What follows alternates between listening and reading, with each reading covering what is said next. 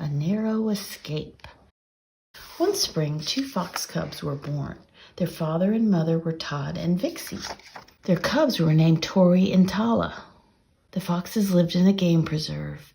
Tori and Tala liked to play together. At first, they made sure to stay near Todd and Vixie, and then the cubs grew bigger and bolder. Tori and Tala began to go exploring, but not too far away. They tried jumping from a tree stump. They tried crossing a stream on a log. "You can do it, Tori," said Tala. They tried to slide down a steep bank, but the cubs didn't want to explore a dark cave. They were not that brave. One day the cubs found a large log. It was hollow inside. "I dare you to run through it," Tala said to her brother. Tori stepped inside the log. It was very dark in there. An angry badger lived in the log. He growled and hissed at Tori. Tori ran outside as fast as he could. Todd and Vixie heard the noise. They ran over to see what had happened. "You must be more careful," Todd said to the cubs. "Everyone is not a friend." "I think we must teach our children about the world," said Vixie. So the family began to take long walks together. "Many kinds of birds live near us," Todd said to Tori and Tala. The foxes saw bobwhites and pheasants in the grass. A blue jay and a yellow warbler sat in a tree. A hawk soared in the sky. There were larger animals, too. A deer was eating apples in the orchard. A sleepy porcupine poked his head out of a hole in a tree. "Don't bother her," Vixie told the cubs. "Her quills are sharp." Then Todd and Vixie took Tori and Tala down to the stream. "That raccoon is teaching her children how to catch fish," said Todd. The foxes ran past a woodchuck family. The woodchucks were eating the roots of wild carrots. "Race you to the pond," Tori called to Tala. A grasshopper hopped out of their way. Tori reached the pond first. "I'm going to catch that frog. Here I go." He jumped into the pond. Splash! The water was deep and Tori could not swim. "Help!" yelled Tori. Todd jumped in to rescue the cub. "You children must be careful," said Vixie. "Look before you leap. The world is full of danger, and the biggest danger of all is humans." Animals were safe in the game preserve. Hunting was not allowed there. But now it was time for the cubs to learn about hunters. So one day, Todd and Vixie took Tori outside the game preserve. On the way, the children learned how to escape from hunters. "Run through water," said Todd, "and then you won't leave a scent behind you." They learned how to run on walls and fences. But run through the grass if a hunter is close by. Then the hunter won't see you. Todd led his family to a farm. It belonged to Mrs. Tweed.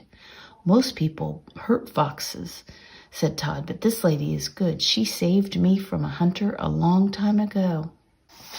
Todd barked hello to Mrs. Tweed. "Why, I do believe it's Todd," said Mrs. Tweed. "You're so big now, and you have a family, too. Oh, how nice of you to come by." The foxes ran back up the hill, and Mrs. Tweed waved goodbye. "You be careful now, you hear?" she called. "Amos Slade is around."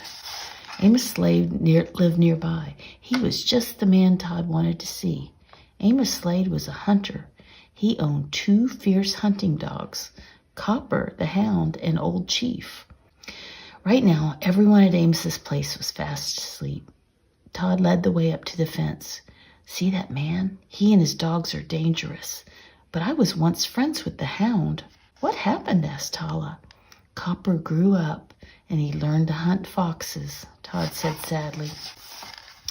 Copper was a very good hunting dog. He could smell a fox in his sleep, and he smelled foxes now. He woke up and growled, and then he began to bark. Amos Slade woke up with a start. Amos saw 4 foxtails beyond his fence. "Foxes!" Amos yelled. He grabbed his gun. "Go get 'em, Copper!" Amos cried. Copper chased after the foxes as fast as he could. "I bet those foxes ate every one of my chickens," said Amos. He went over to the chicken coop, and it was empty. "Come on, Chief," Amos called. "Let's go over to that Tweed woman's place. That's where the foxes will go, unless Copper got them first." Meanwhile, Copper was following the scent of the foxes. Copper didn't know that he was tracking his old friend Todd. The cubs were too tired to run anymore, so the foxes hid behind a wall. Copper put his nose over the wall. "Hi, it's me," Todd said bravely. "Todd, you better scram," said Copper. "Amos thinks you ate his chickens." "We never even saw his chickens," said Todd. "Get home and stay there," said Copper. So the foxes raced off. Amos had arrived at Mrs. Tweed's farm. Copper ran over to Amos in chief. "Where are those foxes?" Amos snarled at Mrs. Tweed. "You must be hiding them." "What foxes?" asked Mrs. Tweed. "The foxes that ate my chickens," said Amos. "Now hand them over." He didn't notice Copper leaving. Copper had smelled something he knew. He followed his nose around the house to Mrs. Tweed's garden, and there were Amos's chickens. The chickens were pecking for worms in the soft earth. Copper barked, and Amos ran over.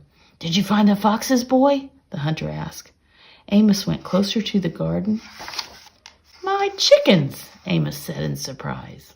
Mrs. Tweed appeared. "What are those chickens doing here?" Mrs. Tweed said. "I guess you never fixed that hole in your fence. Your chickens must have gotten out through the hole. You should be ashamed of yourself, Amos," said Mrs. Tweed. "Don't blame other people for your mistakes." "Well, let me get my car. I'll move the chickens out of your way," Amos said. Amos headed for home, and the Fox family headed for the game preserve, but they were careful not to leave tracks. Amos's dogs still might come after them. The foxes reached home after dark. "Whew, that was a narrow escape," said Todd. "Too close for comfort," agreed Vixie. "You were right," said Tala. "The world is full of danger." And Tori added, "But it can be very exciting, too."